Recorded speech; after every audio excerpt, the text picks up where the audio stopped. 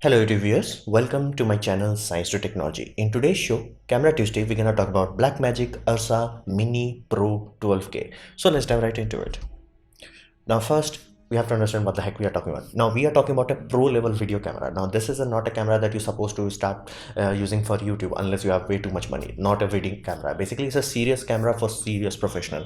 Now the inspiration, Blackmagic is inherently a broadcast camera equipment company. So every hardware they make, they had that kind of DNA into that. So this is a very good studio broadcast camera. So studio broadcast camera have certain requirements with time code, with SDI in and SDI out. They have certain requirements that have to be taken seriously, and this camera fulfills them. Also, it can act as a true broadcast camera.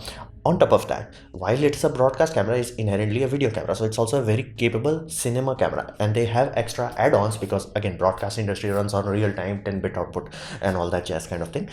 So this also has RAW, which is necessary for cinema industry, so it is also a very capable cinema camera. So broadcast camera, cinema camera. Now core reason why it has such a ludicrous resolution and a megapixel and all that jazz is because of it has a new RGB quote-unquote sensor quote-unquote filter.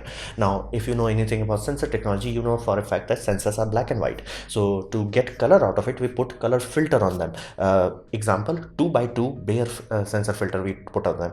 Now there are many camera company like Fuji and Sigma. They have tried to mix it up a bit. So inherently, generally you will take a block of 4 unit, basically 4 pixels, and you will have one red, one blue, but 2 green. The sole reason for 2 green is basically human eye is very sensitive to green. So if you are remove that green part and if you try to balance it out, it will look a bit off, so to say, because human eye is expecting more green. So fundamentally, because again, sensors are replacement for eye, they added more green to that. Now it does make it look kind of pleasing, but does make it look fake, so to say, simply because again, our eye sensitivity and this sensitivity does not align properly, and it also unbalances blue and green, basically blue and red inherently by 50%.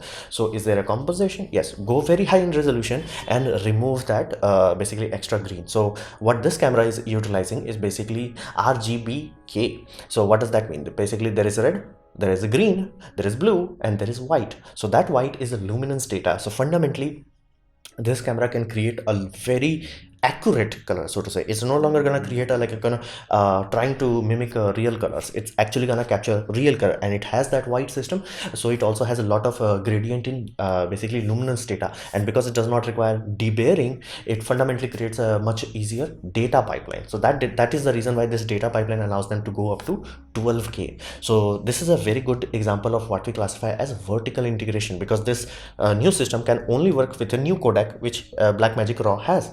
Now you have to understand this vertical integration is key. That's the whole point of Apple M1 chip. This puppy is kind of similar. The camera company makes a camera in which sensor design is their own.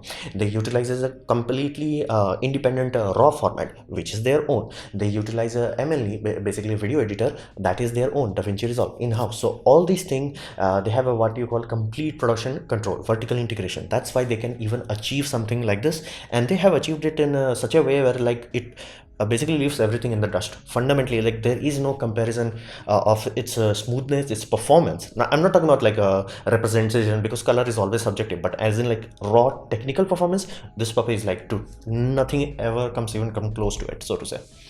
So why? Now you have to understand, Blackmagic has been making a lot of broadcast equipment from long ago. It's like they have history here, but for some reason they never managed to, even though they do release good cameras, they never managed to grab market attention, so to say. And you can see this, like company sometimes make weird decisions just to grab that market attention. For example, Canon R5, just to get that market attention, is like 8K. It does not matter, it sets itself on fire if it tries to do that, but like 8K. So same is being done here, and because of the new sensor and kind of requirement, like if you really want to have true colors and you still want to make the image pleasing, you have to go bonkers resolution.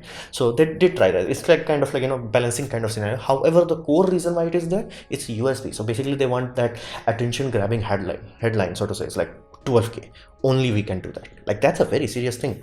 So that's doing that, and because of the new sensor design and ludicrous megapixel, it has great color reproduction.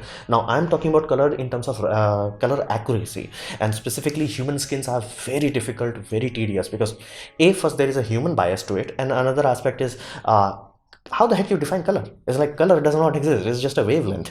We have defined it color, and not to mention the sensors are inherently black and white. So somehow they have to shade a color there. So in all mathematical data point, it has really good color science, and because Blackmagic is an experienced company, they have improved their color science over time. So basically you can think of them as a Sony, where they're like, early Sonys were like, dude, what are you trying to do? Like, your codec want to do true color, but in 8-bit it will simply not fit, you need 10-bit. So they had a similar kind of journey. This is like 5th gen colors codecs, and it's really good. At this point in time, everybody who sees this, nobody's gonna be like, no, no, no, I'm not gonna touch this. Everybody's like, awesome. Now it's a very solid camera. Now red cameras are notorious. RE cameras, while ludicrously expensive, they have a bit more oomph to them, a bit more basically what people call reliability to them. Red cameras are like notorious, like be it movies shot in very early as in like the social media and things of that nature. Like one of my friend is like very perfect in video department, basically movie buff, and he's like he will tell you like 15-16 horror stories, and some horror stories that he has witnessed firsthand is like, the camera overheats, the camera has card reading issue, which you can see everybody who has that is like, that mag option simply does not work. It's just not good. Fundamentally there is like, it's not that great, but red has a aura about it. It's like, cheaper RE, what else you gonna do? You can't buy RE, that's why you are buying us. And again, they also put a lot of effort into their color science, so people are really kind of stuck with them. So this, on the other hand, will beat both of them. Why? Broadcast industry is not tolerant on your equipment. It's like, dude, I press play on this camera, it's supposed to work. There is no else, there is no if. It has to work. There is no else and if in that scenario. So it's a very solid, robust kind of camera, and you get the feeling the moment you hold it, the moment you see why it has so many buttons, you're like, I get it, I understand why the heck it has so much oomphness. Now another aspect is many cinema cameras neglect, so to say, specifically red neglects the fact that you need to have dual redundant. Specifically, if you are shooting an action scene and there is a probability that camera might get destroyed, you better have dual card system. And red is like, nope, our card never fails. For just for some lol reason, we have to have a data recovery service, because our card never fails and we still have to have data recovery. Again, it's a stupid thing. There is a reason why enterprise grade hardware that goes into bank servers still have multiple redundancy. Like, there is no alternative redundancy. You have to have two systems. Blackmagic listen to that fact. Like, not only you can have dual redundancy in the camera body itself, if you desire that, because you have to understand they are still using CFast card. Yeah, I don't know why, but I think because of the chipset requirement for CFast Express card, they are like, CFast card uses SATA. So fundamentally it's a cheaper, and they have already installed it. That's really frustrating, but again, they have stuck with it. Okay, so it's understandable, and they're like, okay, you can record on both of them internally, but you can also have USB-C 10 Gbps, basically USB 3 Gen 2, basically USB 3 standard that allows for 10 Gbps. So you can have an NVMe SSD output, and that is utilizes the luxury that you can just plug a NVMe SSD directly and record on that. And that has multiple benefits. Not only you get a lot of redundancy, you can also edit offload files much more quickly, and that is really precious. Like, especially if you are on a shoot and you don't have like terabytes and terabytes of space, and you have to empty out your memory system, you want the ability to dump the material quickly. This allows that. That's awesome. And not to mention, you can buy a sled, so to say, and this sled will allow you to plug in basically what we call SATA hard drives. Now SATA is limited to 600 Mbps, SATA 3.0. So there is a upper standard, NVMe standard for hard drives, and that hard drive you can plug it here. Now those are expensive hard drives, but compared to per gigabyte price of any other media used in cameras and all that, that's free. So people are enjoying that, and that also, it's an enterprise grade equipment. So lot of solid options here, lot of good video reliability option. I provided the manual down below. Please read that if you are serious about buying this camera. And also in terms of sensor options, because while they are making their own sensor, they do not make their lenses. So fundamentally they give you three options. You can have Canon lens mount option, you have as in Canon EF, you can have Nikon system, or you can have PL mount system specifically used for cinema industry. So it's up to you. Inbuilt ND filter is also there, just for like extra butter masala. So really good stuff. Now what about the performance? That's the whole point. It's like, okay, let's the camera is awesome, but you don't enjoy it, is what's the point? Or it does not perform, what's the point? So it can do 4K up to 240 frames per second continuously. Basically, if you're doing a music video, it's like it's a godsend. However, there is a bit of caveat that it does super 16 crop on that. The sensor is already small, it's not full frame, it's a basically super 35 APS-C kind of size. So that's a kind of iffy scenario. But if you don't need to crop and you're like okay with 12K, you can go up to 75 frame per second, and that is the sole reason why they are using that different kind of deburring algorithm. That's the sole reason they can touch 75. Think of this way, Red camera company known for using amazing processor, they are still stuck at 8K 60. So going 12K directly and 75 on the first go, that's awesome. And they can do 8K at low speed of 120 frames per second. That's why I specified the performance on this puppy is on a different level. Not only the sensor is different, the processor, like a whole pipeline is different. Now, what's the use of it if you can't edit the video files? And that's a problem with Canon system. They are notorious, like basically Canon Red, I'm saying basically Canon 8K files are like, everybody's like, what the hell is the use of it? Even in 4K, it's not working properly. But because they have control over DaVinci Resolve, they fundamentally from day one, it's like DaVinci Resolve is getting a patch, getting a update, getting a package upload, and they're controlling the whole pipeline. It's butter smooth. People are like surprised. They have even managed to not only play, edit 12K file on a laptop. In-house vertical integration. So it's a really good. On top of that, you may be like, hey, I don't want to buy another software. No problem, you buy this camera, you get a full single user license for DaVinci Resolve. So awesome.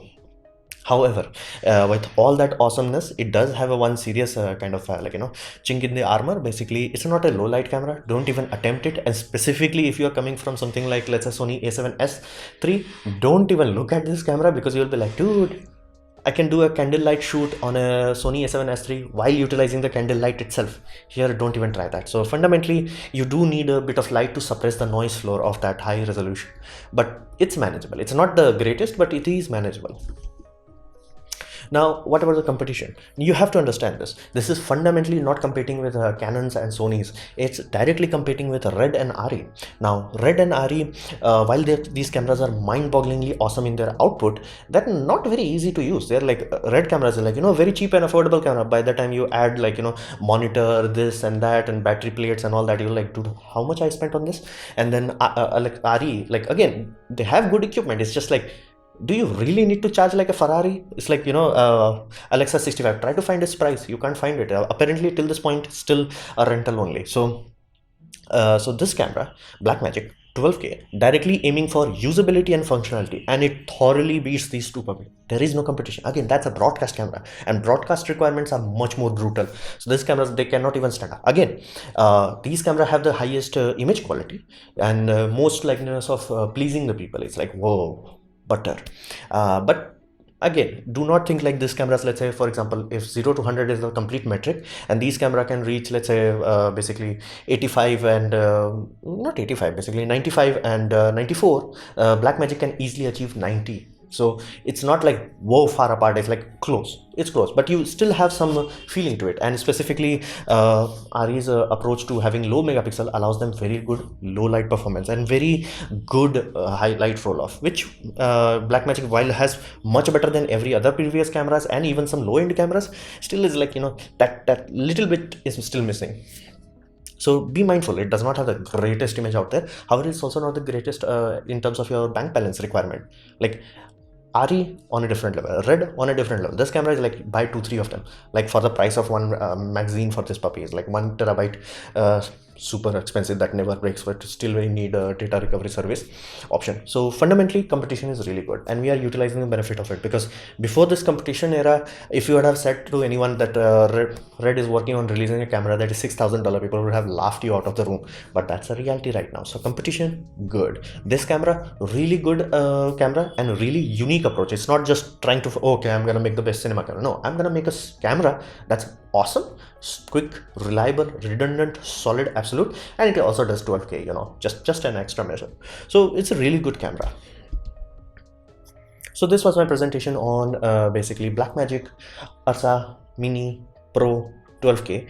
I hope you liked it, learn from it. In that case, please click the like button, share it amongst your friends. That will help me a lot. If you didn't like it, didn't enjoy it, I urge you to press dislike, press it twice to show me extra disappointment. Please leave a comment because I try to reply to all of them. Subscribe, press the bell icon if you're free, and as always, thanks for watching.